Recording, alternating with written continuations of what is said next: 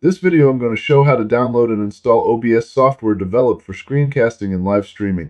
So first I need to download the installer, so I'll open up Chrome and Google OBS. Then I want to look for this website that says Open Broadcaster Software with the domain obsproject.com. Now I'm going to click on Windows and it will start downloading the installer for it, so I'll go up to the right hand corner of Chrome and click on the download history icon and then click full download history.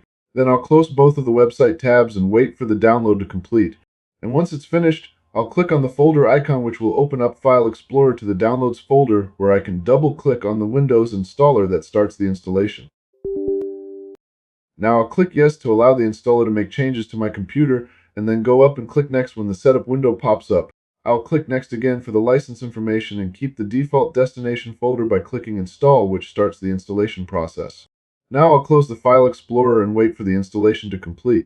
Then once it does, I'll leave the Launch OBS box checked and click Finish to open up the software. And while I wait for it to load, I'll move the desktop icons around how I want them, and I'll see that there's an update available, so I just have to click Update now to install it.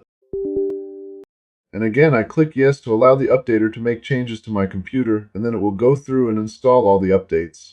Now I just click Launch OBS, and then go over and rename the desktop icon to OBS, and then click Continue to allow the name change, which is just a personal preference.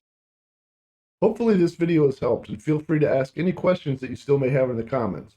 Thank you for watching, and please like and subscribe for more quick and on-point videos.